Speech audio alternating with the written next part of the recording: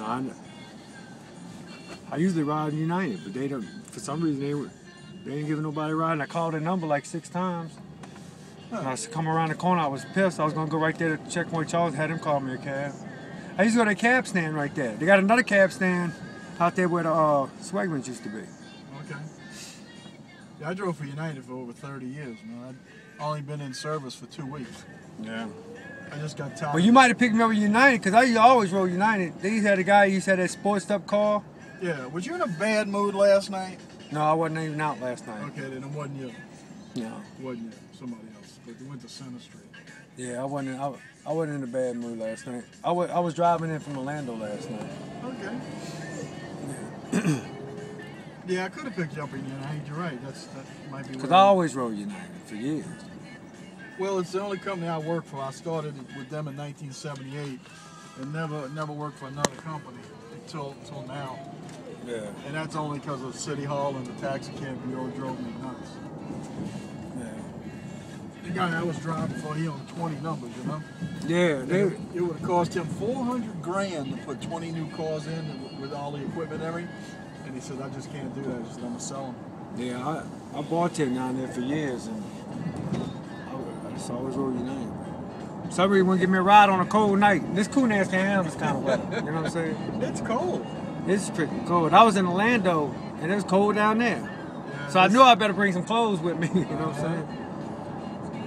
Yeah, I like cold weather, believe me. But when I come out tonight, this is sweatshirt and shorts weather down here. You know what I'm saying? Yeah, usually. But when I come out tonight, I said, man, this is nippy. It's a good thing the wind isn't blowing hard because it'd be freezing out there. Yeah. And it is freezing. I don't like the cold weather at all. It hurts. You know, when you're hot, but when you're cold, it hurts. Yeah.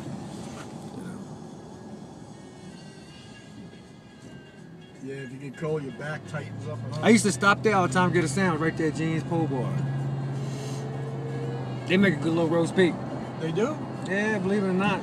Okay. Especially late at night if you're hungry and you want something hot. People keep telling me the Philly cheesesteak's good there, but I haven't never tried it. I tell you what, I got one of the best Philly cheesesteaks I ever had in my life, and I had it at IHOP on Williams Boulevard. What? I saw it on the menu and I said, is this a real Philly cheesesteak? And she says, oh yeah, this guy cooks them really good. He slices the beef real thin and seasons it and everything. I said, Yeah. man, it sounds good. And it didn't say bell pepper. I said, can the cook cook me down, brew me some bell pepper to put on it too? She said, sure. And man, when that sucker came to the table, I really enjoyed it. It was like about an $8 or $9, $12 with tax and all, but it was worth it. Yeah. It was good.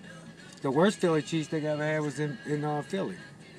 Well, you know what they do? I found this out. I didn't know this. But the lady looked at me like I was crazy because I told her I wanted mayonnaise. The original Philly cheesesteak that came from Philadelphia was made with Cheese Whiz. What? Yes, that's the original. And so it's actually... That might be pretty good. It probably was, because that's what made it so famous. But it was actually made with the peppers and onions, and that was optional if you wanted it. They had it grilled on the side. You put your steak, your peppers and onions, and Cheese Whiz on it, and that was your Philly cheesesteak. Well, the way the po' boy, I always heard it came out was Here Comes Another Po' Boy. When it was people were poor in New Orleans, when it was a slum in the French Quarters and it wasn't like nice like it is now. Right. That's where Po' Boy came out. That's what I always heard, but I might be wrong on that one. Well, I tell you, I've heard several variations, and I actually read this one in an article in a magazine, which don't mean it's the gospel either, you know? Come on, this is good. They had 2 brothers that had like a little grocery store and a little deli section in it, and they were down around Chapatulas, by the railroad tracks and all uptown, and it was during the Depression, and they had a lot of people that didn't have money to eat, and they'd just sit on the tracks and wait for lunch hour to be over with nothing to eat. And one brother was talking to the other one. He said, look at them poor boys, man. He said, they only had nothing to eat. So they made up a sandwich for them for 15 cents. Yeah. You know? And that's what they called it, a poor boy sandwich. Yeah. But, yeah, whichever one is true, they both sound good, you know? Yeah. But I grew up here all my life. Me too. I'm born and raised in the city. And I've lived other places. I live in New Orleans East now. I live in Kenner. But my grandmother was in the barroom business. She had several bars uptown. Yeah, I just moved my family just moved down to Orlando.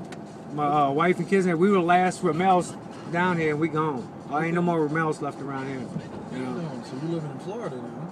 Well, no, we just moved down there last month. So I'm still in transition, you know, because my job's up here, you know.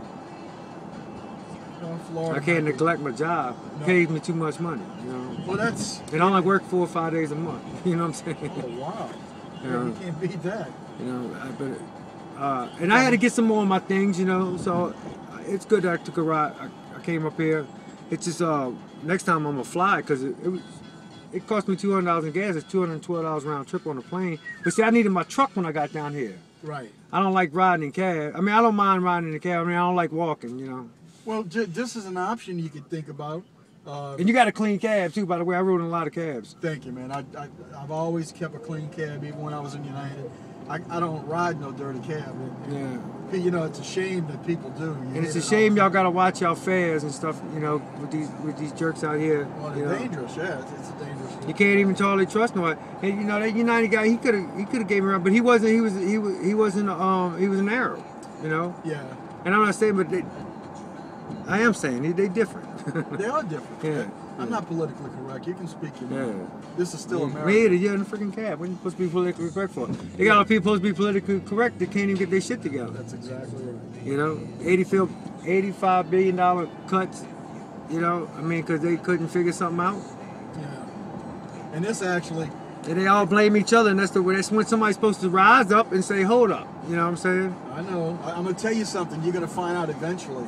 I remember way back when, a few months ago, you know where this idea for sequestration came from? The White House. Right? Yeah. It was his idea to do that to make people understand that they didn't want to have all these cuts, that it was going to hurt people. So he's trying to blame it on the Republicans. Republicans are trying to blame Democrats. But Barack Obama and his panel of people started this stupid stuff. Yeah. Anytime you got to take $200 million and figure out how to spend $37 billion, whatever, you know, it's too much money wasted. When you're just trying to figure out how to implicate it, you know, there's a lot of money wasted. It is. You know? That's exactly right. You know, if they took a pay cut, then they ain't taking a pay cut. Yeah, but you know that's something that we as the people we should have some say on what people they make. Listen to us anymore. You see, it's turned around. The people, the old saying was, people should not be afraid of their government. Government should be afraid of the people. But you see, they've turned that around now. Right. There's no unemployment in Washington. They could come in with martial law right now and take over everything anytime they want. That's what the executive orders do, which started with Franklin Delano Roosevelt. Yeah. But look, Barack Obama promised all this cheap medical care. Look how healthcare skyrocketed since he passed Obamacare. It's you know, doctors are going out of business. Okay, insurance companies can't compete. Employers, instead of getting the health care for their employees, would rather pay the penalty because it's cheaper to pay the penalty than have health care. He's messed up the whole healthcare system. Yeah, and then you get sick and you go in debt. Yeah, and that's what's happened. That's what happened to me. Yeah. Right now, I mean, I say I'm in debt, but I'm riding around in a freaking cab. No, I'm just kidding. But yeah, you know, but this ain't a real expensive ride. No, but I mean, yeah, this ain't a real expensive ride. And you said it, and it took me a long way. Yeah. It really did take me a long way. That's you know, if you think about it.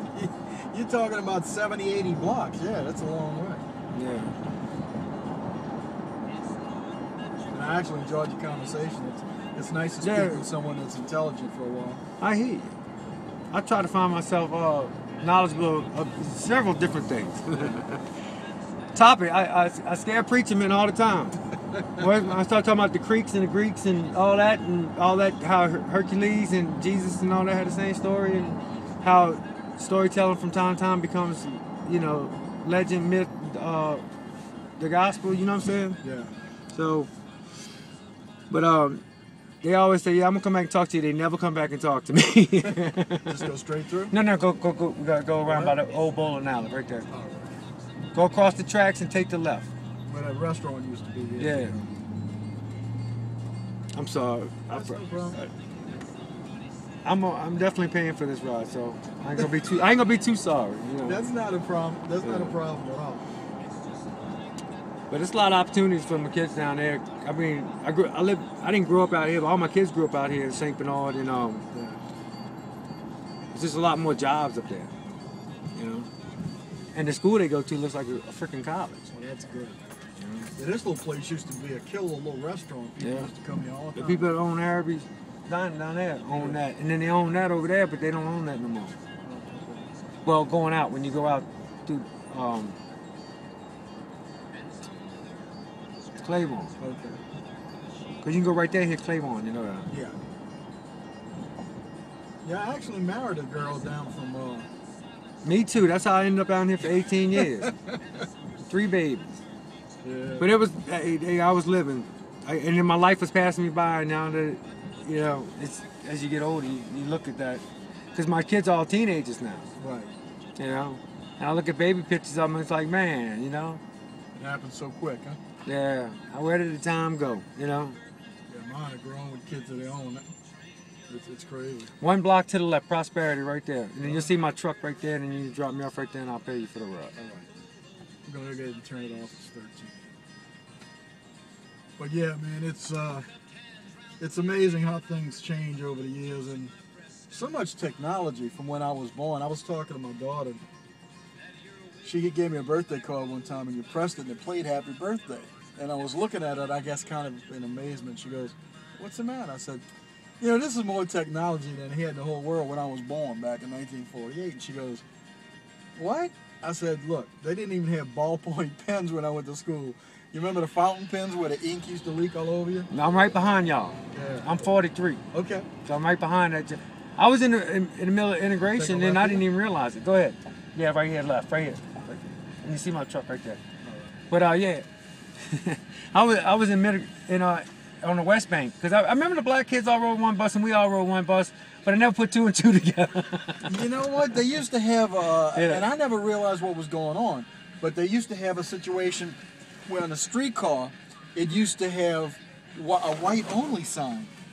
And if they didn't have enough seating, they'd move it back, you know? So it would make more seating for the whites. Out of 20. More seating for the whites than for the blacks. But you had 2 different drinking fountains back then. Yeah. You know, white and black. And you don't understand it. You just grew up with it and just accepted it. Yep. You know. Well, you have a good evening, man. You too, sir. Have a safe trip home. You too. Thanks a lot for the ride. I enjoyed talking with you, bro. You too, man. See, you never know why United don't give you a ride, you know? There you go. You meet an old United cab driver. Cigarettes, Emma?